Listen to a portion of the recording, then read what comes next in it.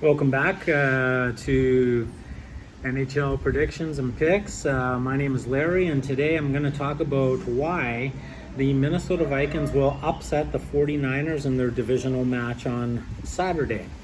First of all, it's not about the resume, it's about who's ready to win now. And when you look at it that way, it's pretty easy to make a case for the Minnesota Vikings.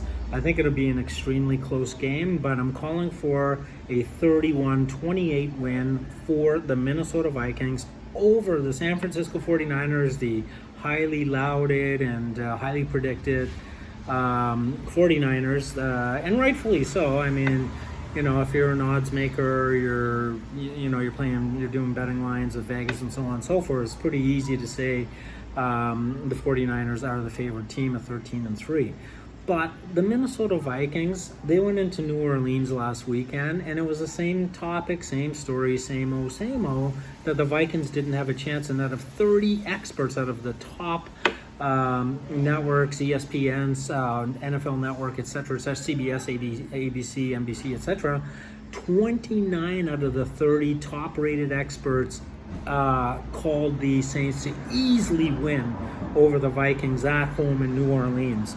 I think the Vikings will continue the trend of upsetting teams that they're expected to lose to, and I don't expect anything different this week. I'm not a betting man. I don't do any gambling, but I do enjoy the art of prediction. So, just with a little bit of details here, basically, I've wrote a few notes here on my laptop. I mean, basically, number one, the Vikings have overcome like an avalanche of injuries all season. So the 49ers, and the 49ers are getting key players back. But essentially, and the 49ers have a lot more going for them, and I'll get into that in just a second, though. But the Vikings basically, I think are a legitimate threat for the Super Bowl. I mean, over there at the AFC, obviously you got the Kansas City Chiefs and the Baltimore Ravens that have something to say about that. But the Vikings are built to win now. The bottom line is that, I mean, my brain would literally bet against the Vikings, but the bottom line is that I just don't think that it's in the cards for them. So, just a couple of bullet points here. Essentially, if Kyle Shanahan's offense, I mean, that's a test to be passed. Jimmy, what do they call him? Porn star Jimmy. It is a compliment, by the way. Essentially, they don't answer very well on third downs. Jimmy Garoppolo does not. He's not proven. He's really a rookie in the playoffs, obviously.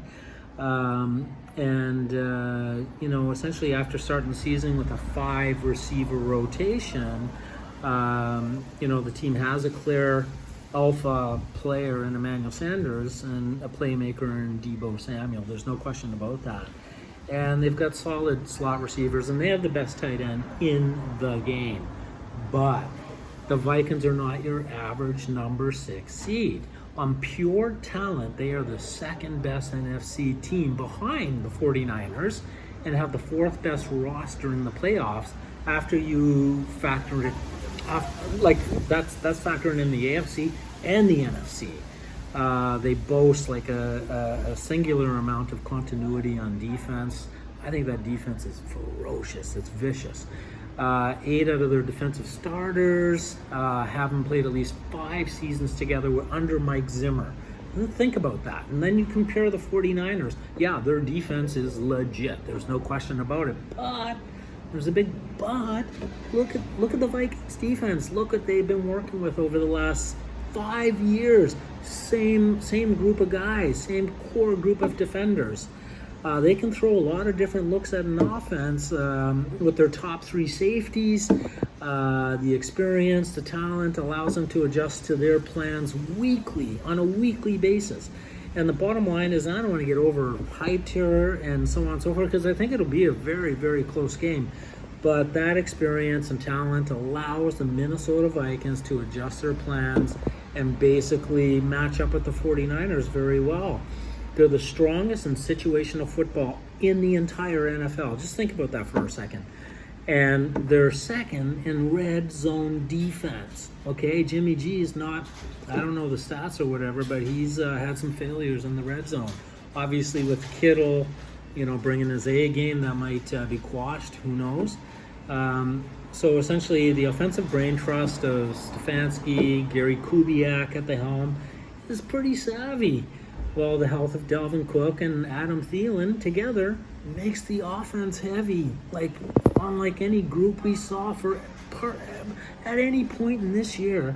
The Vikings have not had this roster together to play in these key games. And look at Kirk Cousins.